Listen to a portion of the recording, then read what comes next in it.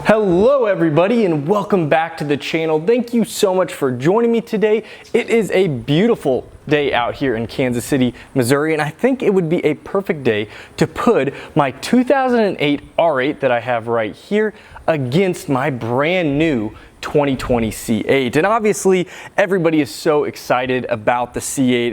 It's the vehicle that has everybody's attention, but the R8 is no slouch, and so I wanted to do a comprehensive review, kind of old versus new. It is 12 years older than my brand new C8, yet it still has a lot of capabilities. I'm very impressed with the car, so I thought we would do an exterior review because even though they're both mid-engine, they're both V8s, there's a lot of difference in the looks of the cars. Then we're going to do the interior, and then we'll do some performance driving and kind of pit the two where 12 years has gone in terms of pricing, because actually they're fairly similar in pricing in the used car market currently. Now the C8s actually are overpriced right now. They go for more, but if you looked at MSRP of a new one versus this used, they get pretty close. So I thought that's what we would do today and see where they stand at the end of the day.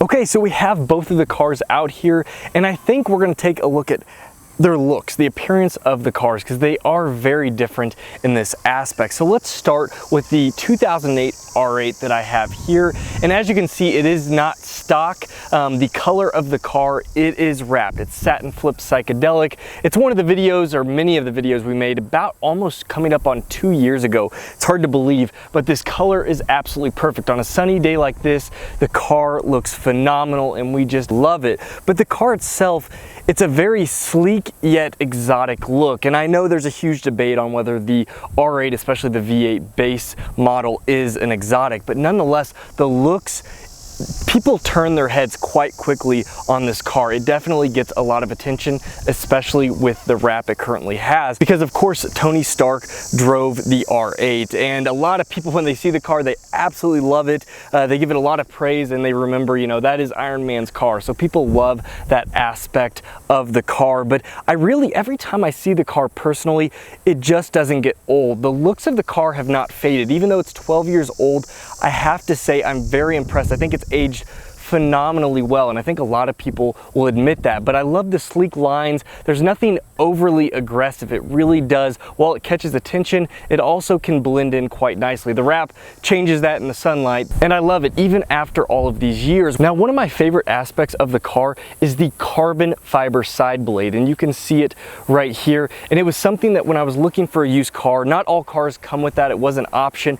It was an absolute must. They all have side blades, but the carbon fiber, it just breaks up this car and it looks fantastic. I love the look of it, and it's one of the biggest comments I get on the car after the wrap is, what is that? And it is the carbon fiber side blade. Another component that I love about the exterior of the car is the running lights. These are those signature Audi running lights that a lot of cars now have running lights. My C8 has running lights, but these were the signature Audi running lights that so many people talked about. They kind of were the first ones to really make a name for these types of running lights, and they look fantastic. When my brother drives the car behind me at night, it has that aggressive running light look. Now, another thing I love about the exterior of the car is the active spoiler right here. I'm very impressed with it. Even though it's smaller and it doesn't do all that much for the aero of the car, it's a neat little feature, and it automatically goes up and down depending on acceleration or deacceleration. And there's also a button inside that allows you to engage and disengage it as well. The very final point I will make on the exterior of my R8 is I love the back glass. And this is one of the things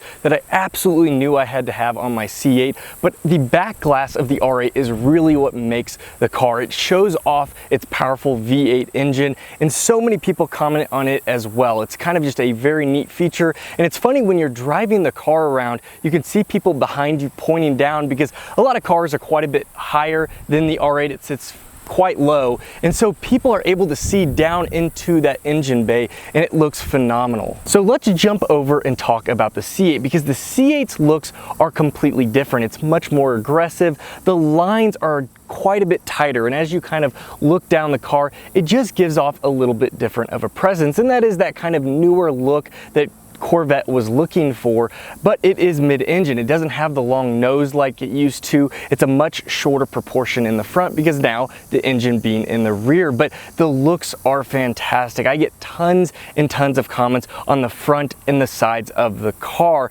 And some of my favorite things are these lights. The front lights, not just the running lights, but the front lights, they look so aggressive. They fit the car so well as it points up to the front of the nose. Now moving along to the side of the car, one of the things you'll notice is it has that side air intake just like the R8. It's not near as large as the side blade that you have on my R8, but it is there and it looks very cool. Along with the side mirrors, you have that kind of mirror, that aggressive look right there, and then it just flows into that air intake. And a lot of people have noticed that's why the car looks so different. The proportions are completely different. So as we move further back in the car, it of course has the open engine bay design. It's one of my favorite things that mid-engine cars have. Ferrari was known for it, but as you know, my R8 has it just like the C8. And the convertibles coming out are going to be very cool for the C8. They are hardtop, but you lose this aspect, and it's something that I absolutely wanted. Now the R8's a little different. The engine sits right at the back, where as you can see here,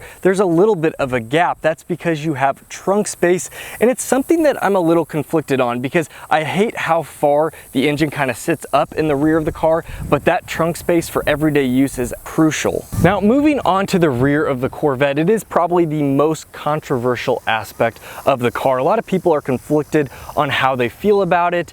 After owning the car, I will say, in person, it looks much better. People are worried about that boxy nature of the rear. It looks better in person because there is more depth. There's a little bit more movement to the rear, so it doesn't just look like a complete boxy mess as some people are worried about. So one of those things that, you know, each person will have to see for themselves in person to really worry about. But I do know after owning the car for quite some time, it has certainly grown on me, along with my Z51 spoiler. Okay, so we have jumped into the interior of my 2008 R8, and this is just a wonderful place to be, even after all of these years.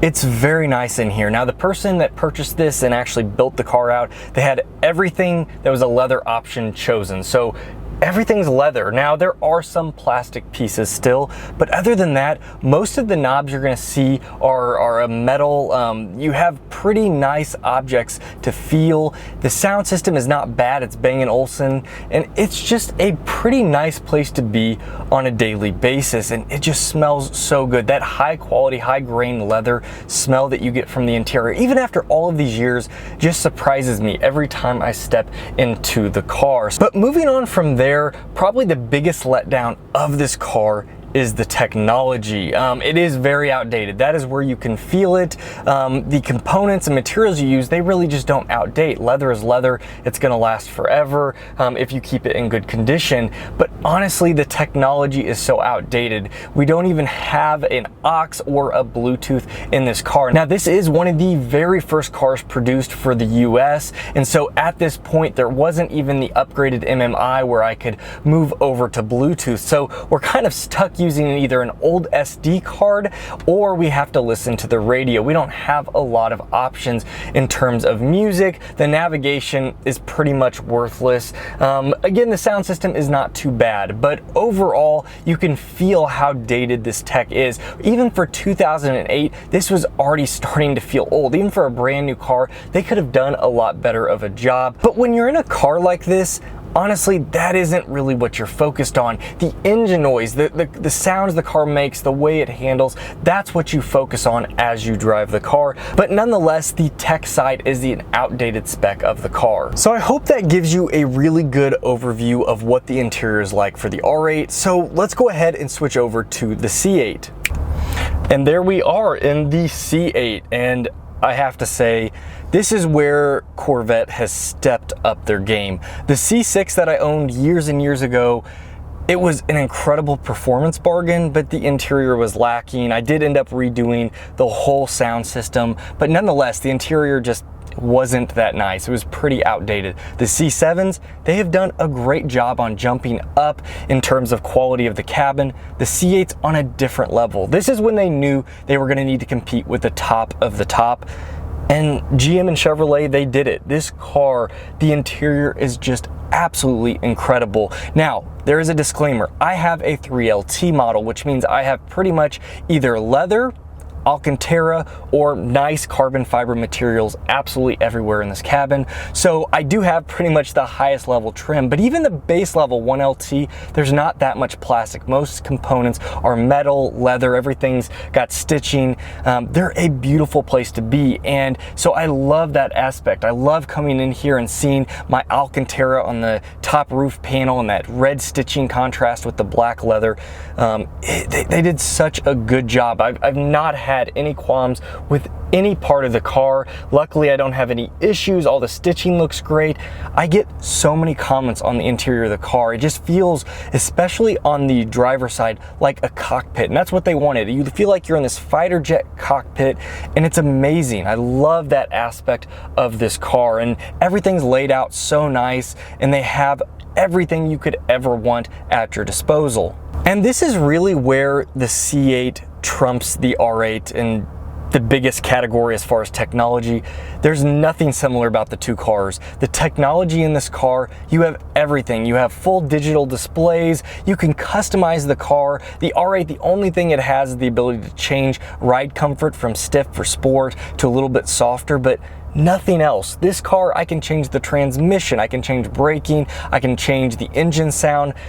It just has it all right at the touch of your fingers. There's nothing really that this car doesn't have, all the way to front lift. The front lift system's amazing. My camera system, so I don't hit anything in the front of the car. If I'm moving up, you know, trying to get really tight and narrow to maybe a sidewalk area where I'm parking. They just really thought of everything for this car. Now, with that being said, some people are a little skeptical of the layout, just kind of like the rear of the C8. People are having to get used to the little control panel that we have here, and that gives you all of your AC, your ventilated and your heated seats, and all the different things you would use. And actually, as you own the car, I would say it becomes nice to have. Again, it does have that fighter jet look, but it just flows with the car, and you get used to it. You get used to the layout. Just having everything right there, it becomes easier. It looks overwhelming at first, but as you own the car, you really do get used to it. Okay, so here we are driving my 2008 R8 V8. It's a lot to say, but this car has been a dream car for quite a while. And when I first got it, it was kind of hard to believe. And while it has its drawbacks, and we'll get to that, the car at the end of the day, it really is pretty great. So let's talk about specs on the car. This is the V8 model. They make a V10, a little more punch to it, but this has 420 horsepower and a meager 317 pound-feet of torque. It's completely stock. Haven't done anything to the car, but it's a V8 that revs to 8,000 RPMs.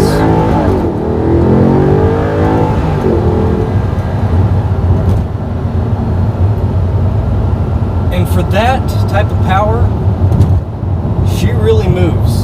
The Quattro system makes sure of it. It gives me a significant amount of power to the rear wheels, puts some more going up forward. This car really is impressive for what I would say is the number figures are pretty low on it. It's not a really heavy car, so that helps. But that Quattro system is pretty great. But I love the linear feel. Just as you kind of step into it, I'm at 4,000, just rolling in. Once you get to that 4,500, that's when man, she builds up power pretty good. The car really is not a slouch at all. It's fairly impressive.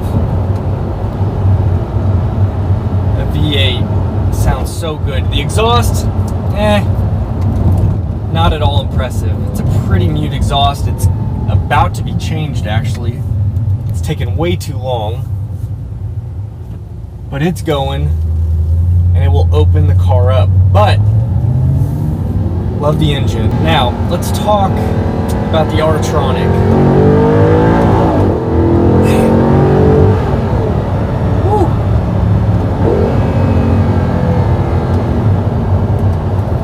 This R-Tronic is a single clutch automated gearbox, and it's what's found in the Aventador, that type of transmission, and the older V10 R8s. It's all single clutch, no dual clutch.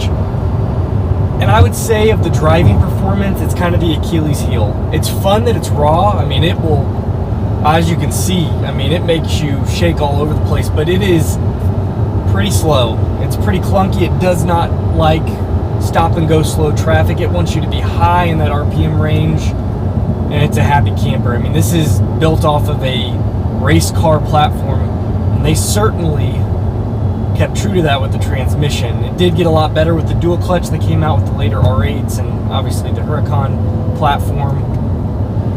But I will say the R-Tronic could be better. It's not the best part of the car, and it can get old after a while. You can feather it, get it better. There's ECU tunes that allow throttle response and shift change to be better. I'm in sport, which actually quickens up the shifts, and I always do manual. But transmission's a little laggy. Nonetheless, there's no getting around it. Let's talk about a high point, not just the engine. But man, oh goodness.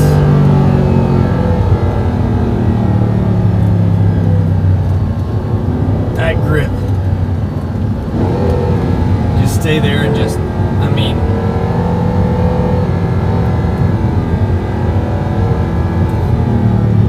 that's what's great about a high revving car. I just sat there in first and second, depending on how fast. I think we're sitting here in second, and I have plenty of power, plenty of torque, because I'm higher in the RPM band as I'm picking up speed, and I can just lay into it, come off of it as I'm coming out of a turn, or coming into a turn, and then lay back on it, getting through the turn.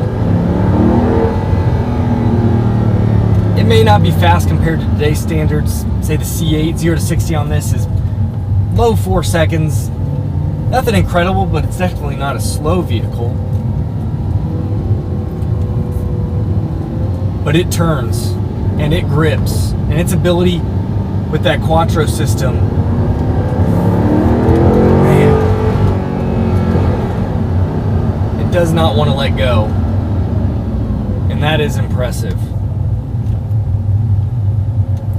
It's kind of scary how fast you can take some of these turns in this vehicle.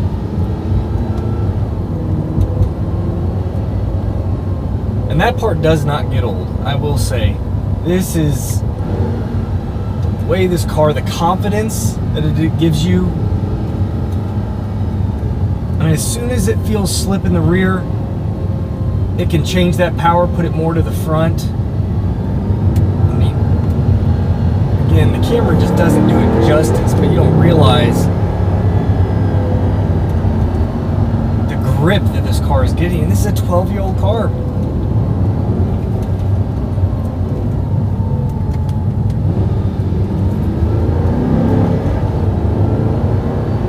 And I think it comes down to the price you pay for this car.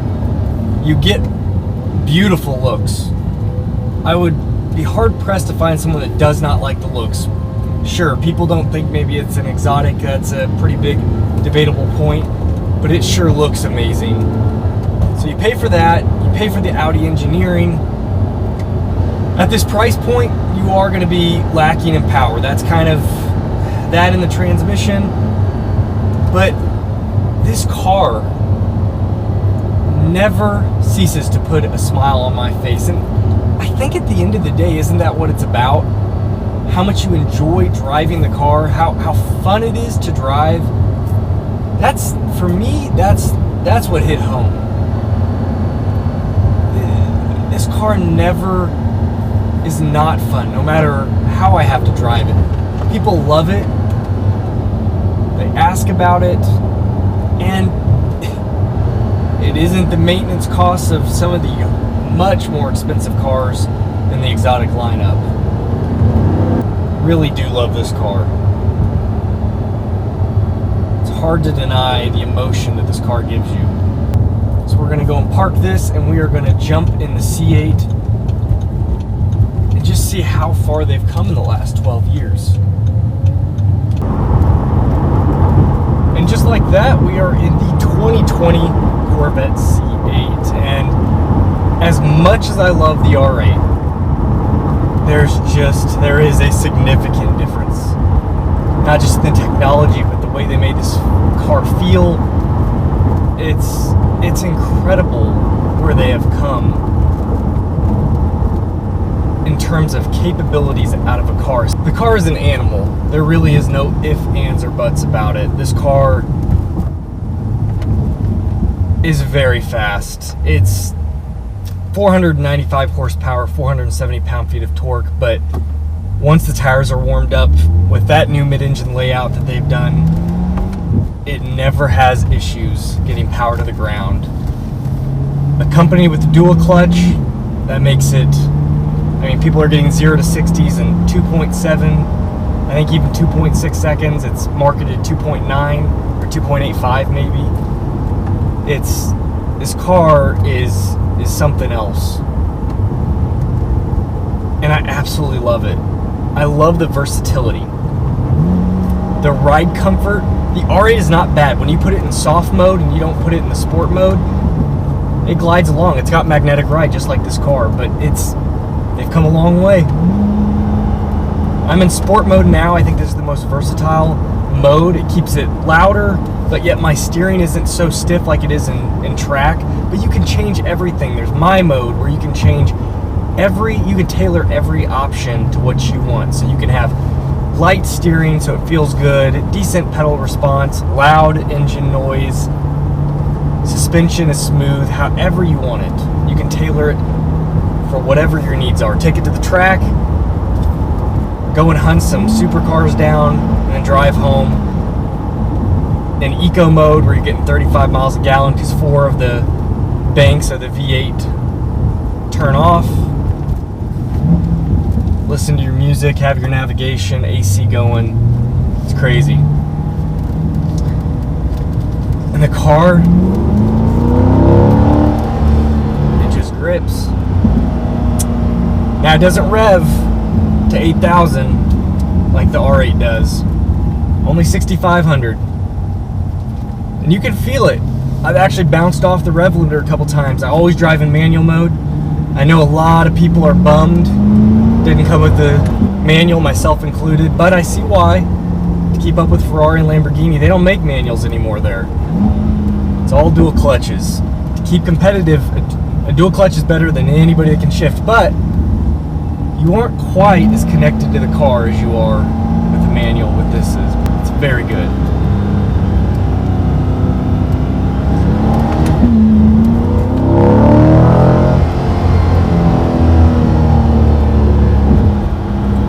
Both cars very similar in that V8 linear band.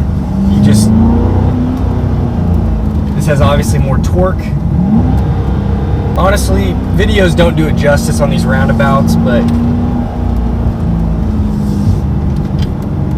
for a rear-wheel drive car, this right here is why I can tell you, driven C6s, C7s, that right there is why the mid-engine exists. That grip, that performance. ZR1's an animal, 755 horsepower stock, but it can't put all the power to the ground in most gears. This, let's check it out. Yeah.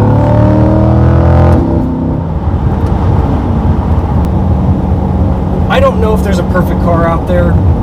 This isn't perfect, but man, it is very good in so many categories. Performance, comfort, and the ability to, they're chasing Porsche with the ability to pretty much spec out a car however you want. Mine is highly spec'd out, 60,000 though, MSRP. I added 30,000 in options almost. You don't have to. You still can get an incredible car at a much lower price point than what I paid. You get most of this, and it is a lot that you get. say it in a lot of my videos, but one of my favorite things about this car is the PDR. I'm gonna do a little overlay, so we'll do a pull here and I'll pull it from the PDR. And I say it in a lot of my videos, but one of my favorite things about this car is the PDR. I'm gonna do a little overlay, so we'll do a pull here and I'll pull it from the PDR.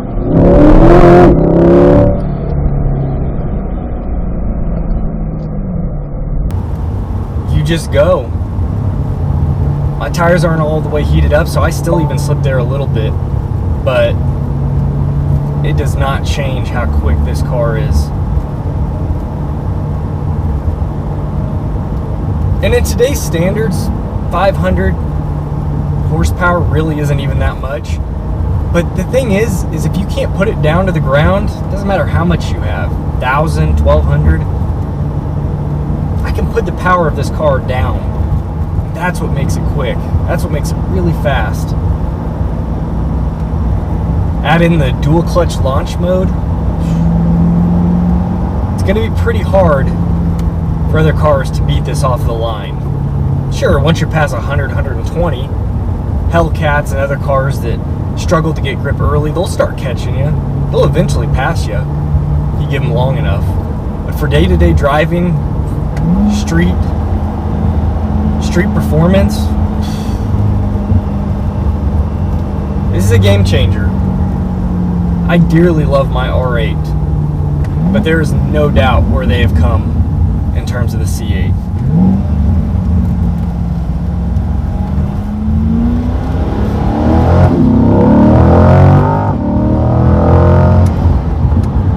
Well, everybody, I think that takes care of it for today's video. I really enjoyed making it, and I thought it would be a fun video just showcasing my two cars and the huge difference that time does make. These cars are just getting so much better with time, but I love my R8. There's no denying how great that car is, but the C8 is just, it's a phenomenal vehicle. Anybody that is waiting for a C8, it is worth the wait. It is that good. I absolutely love it, and even though it's worth so much more right now in the marketplace, I don't think I could sell it. And I have some really cool modifications coming up. So make sure you all stay tuned for that. Make sure your bell notification is hit. And for all of you subscribers out there, I just want to say thank you so much. This channel has gone far beyond what I've ever expected. It's such a fun hobby of mine, and to share my love for cars with other people that love cars, obviously, that subscribe to my channel. Thank you all so much. Your support is appreciated more than I could ever express. And anybody new to the channel or thinking about subscribing, please, we have tons of automotive things planned, especially for my C8 upcoming. So think about subscribing. As always, you all take care, and we'll see you next video.